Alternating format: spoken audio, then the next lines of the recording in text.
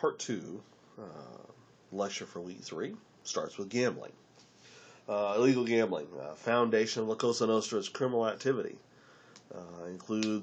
primarily includes online betting and other forms of sports betting, and is a major source of funds that gets invested in both legal and illegal businesses.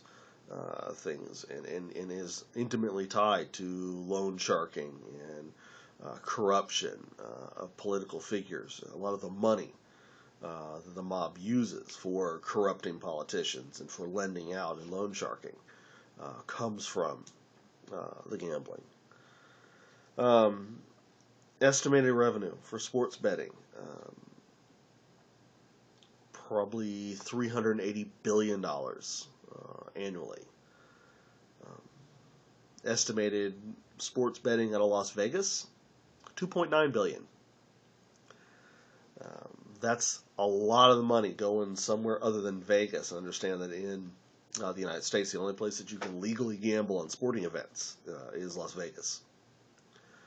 In 1998, we know that 68% of Americans admitted to gambling at least once, and reported about $50 billion in losses in legal gambling. Of course, that's not just sports betting; that's all gambling. Gambling makes it easy for organized crime because, for several reasons. First, being the lack of any uniform international laws and regulations. Secondly, for the availability of fun. Gambling makes it easy for money to cross international borders. There is a high degree of anonymity involved in gambling. And because there is such public acceptance for gambling, even illegal gambling, law enforcement doesn't pay a whole lot of attention. Probably one of the biggest, the way La Cosa Nostra and other organized crime groups get involved in illegal gambling is through what's called bookmaking, which is illegal sports betting. Remember, sports betting only legal in Nevada. But the reality is, less than 1% of sports betting losses occurs in Las Vegas or in Nevada. And so 99% of all sports betting losses are from illegal sports betting, and a bulk of that money goes to the mob. Illegal sports betting, we're looking at about $10 billion in losses annually, just in the United States alone. Only about $500 million of that is legal. 10% of illegal sports betting occurs on the internet, and this is a great opportunity for illegal bookmaking. Let's see. Talk about bookmakers, small bookmakers. When you have both small and large bookmakers, small bookmakers tend to have regular contact with their clients. They tend to be very neighborhood oriented, and so you see, when you see the guy talking, "Oh, I'm going to go talk to my bookie." If it's a small bookmaker, when he says, "I'm going to go talk to my bookie," he probably is actually going and talking to the bookmaker, to the guy who runs it. Large bookmaking operations, such as those run by La Cosa Nostra, other mafia group, other organized crime groups, are far more organized. In that instance, there usually is no real direct contact between clients and bookies, but rather contact is made through what are called sheet holders. And the sheet holders are the bookmaker employees that actually handle the client business relationship. They're kind of like the sales representative or the client relationship specialist of the bookmaking operation. And they're the ones, the large bookmakers are also the ones that have the ability to offer larger lines of credit, and so they're likely to have more clients. In general, bookmaking operations tend to be geographically limited. Most people tend to do their gambling locally. And then the money for bookmakers is largely not made through people losing bets, but bookmakers tend to make their money on transaction fees. Um, while bookies tend to, because bookies tend to broker wagers between large groups of individuals. Um, and how these organizations are kind of broken down is you'll have a bookmaker. This is usually a single person or a couple of individuals. We're talking about La Cosa Nostra. This may be a capo regime, who his crew is that he has a bookmaking crew. Um, the bookmaker himself, he's the guy, he sets the odds, he sets the transaction fees. He actually approves new clients, so he's not the one that will actually make and develop that relationship. The sheet holder will do that. And the bookie tends to be someone with very large cash reserves. Under the bookmaker are the sheet holders. Again, these are the guys that actually develop the client relationships, that refer new clients to the bookie. Also under the bookmaker is an individual called an office manager. The office manager is the guy that actually controls what's called the wire room. And the wire room is usually like a small space with a lot of telephones in it. This is the place where the bets are actually placed. And again, these are almost always done over the phone. You don't see a lot of, on the big bookmaking operations, you don't see a lot of bets being made on the street. Someone calls his bookie. Well, when he says he's calling his bookie, he's generally calling a wire room. And these wire rooms tend to keep regular hours. I mean, it's like a job. It's like a regular business. The office manager is then in turn responsible for supervising the employees. He will supervise any number of writers, also called clerks. Each clerk is responsible for about 50 clients, and the clerks are actually the people that take the bets. And the office manager is the supervisor over the people that take the bets. The office manager also supervises one other employee. He supervises the collector, a guy also known as the bagman, or a runner. This is the only individual that actually handles the money. Remember, all these transactions are done over the phone.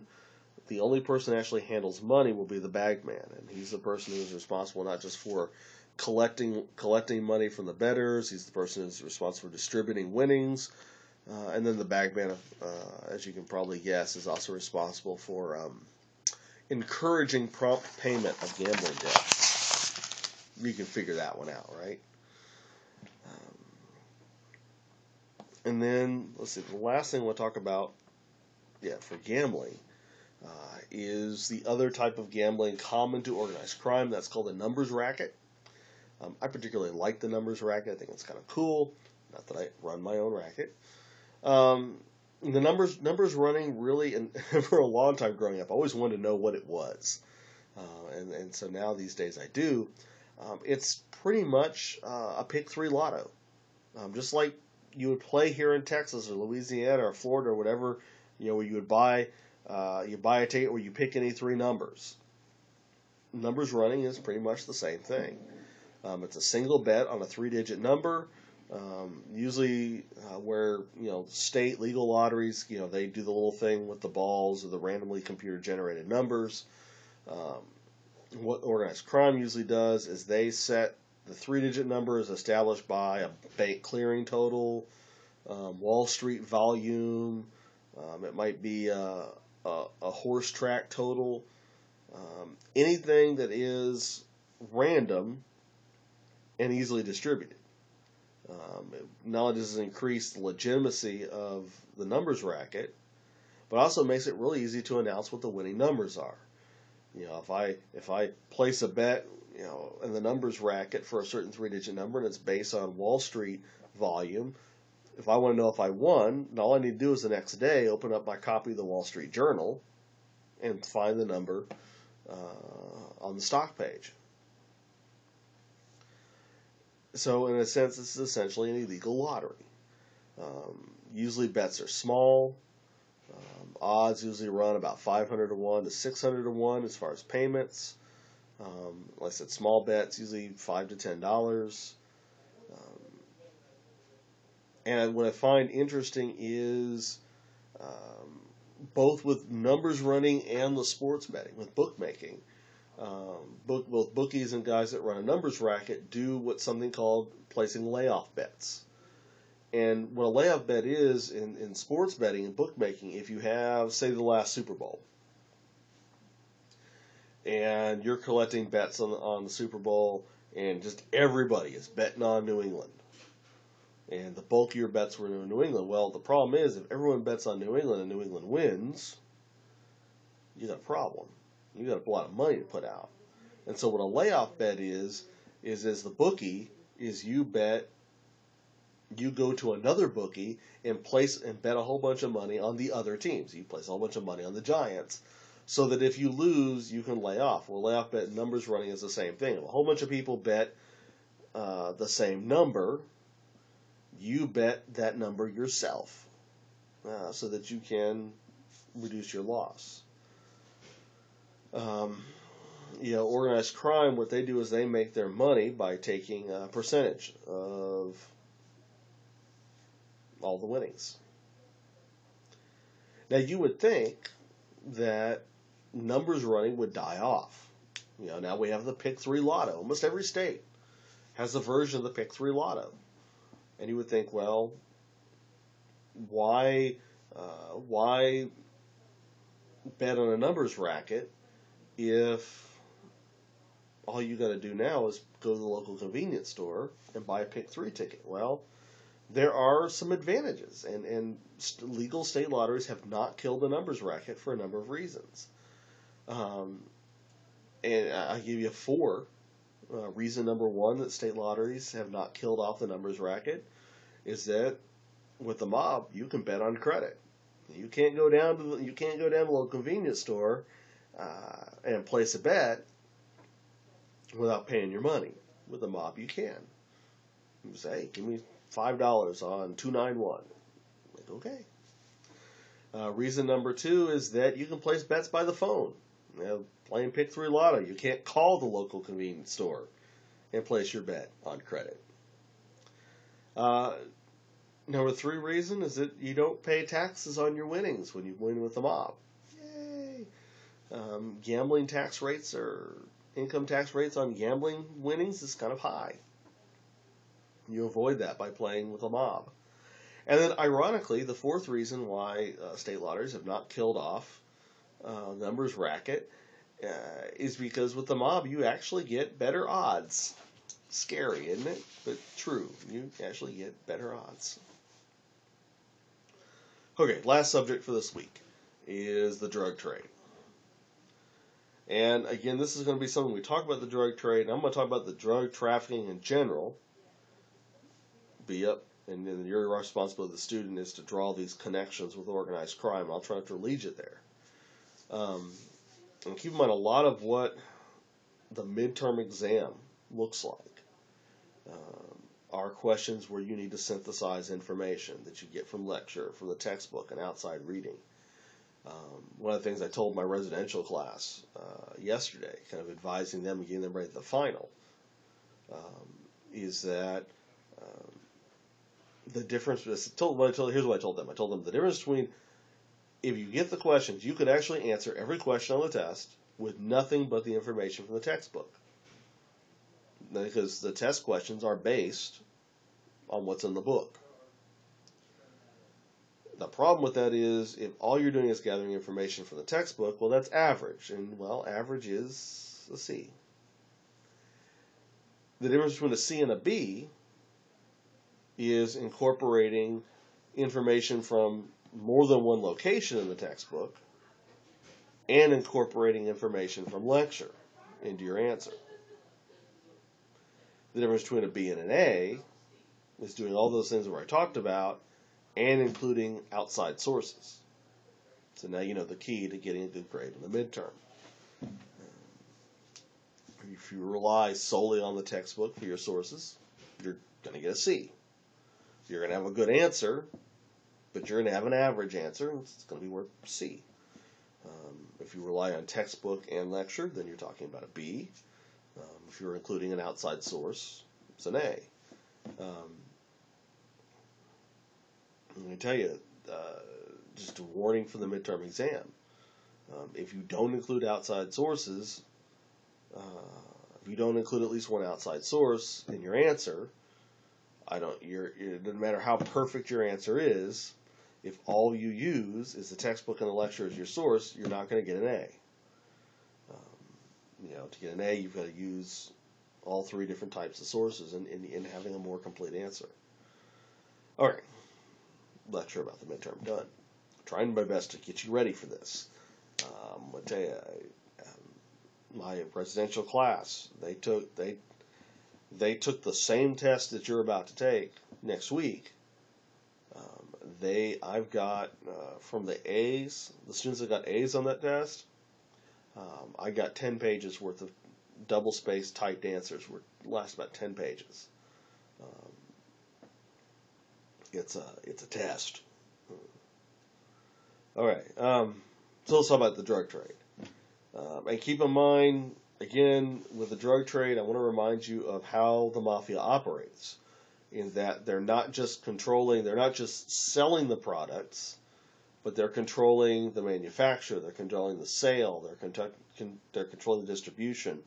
And that's how the mafia really makes its money, is by controlling all aspects of the sale distribution of a product. Not just selling it, but making it, transporting it, etc. And so when we talk about the drug trade, trafficking is just one part of the drug trade. And I could break the drug trade down into 4 parts. The first part, or the first stage of drug trafficking and drug sales, or the drug trade, is cultivation and manufacture, actually making the stuff. The second stage is importation, or the trafficking of the manufactured product. Stage 3 is wholesale distribution.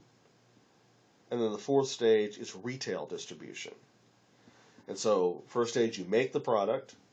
Second stage, you're trafficking it. You're moving it from where you're producing it to where you're going to sell it.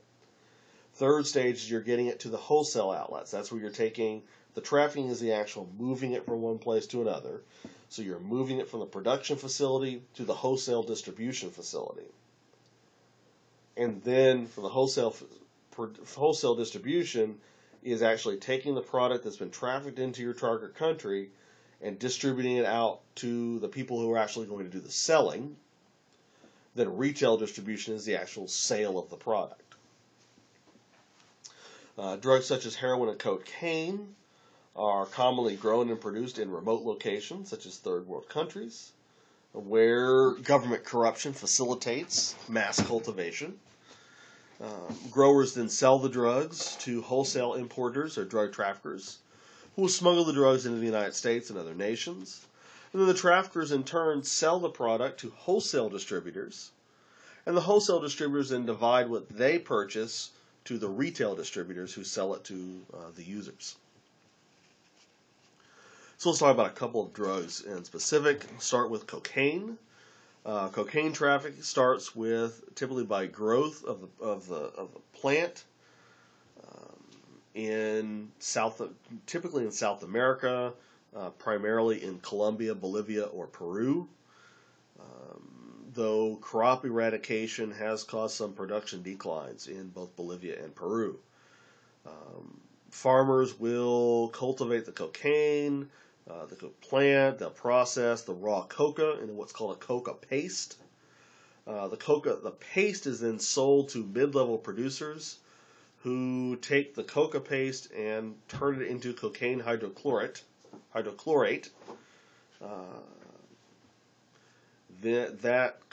cocaine hydrochlorate is then purchased by the traffickers, who then transport it to their destination countries for sale to wholesale distributors. Traditionally, cocaine has been smuggled. Traditionally, it gets smuggled through the Caribbean by air and sea.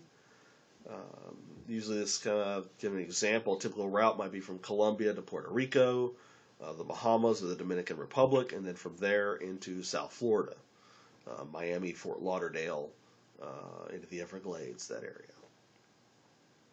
To get the drugs into the United States, smugglers will often transfer the drugs to small commercial fishing vessels. These are vessels trying to keep close to the coast of the Eastern Caribbean islands. You might get waterproof bundles that are dropped to the boats, and then they transfer the drugs to speedboats that then bring the drugs into the United States. 72% of all cocaine comes in the U.S. across the border, primarily through it's either concealed in semi-trucks,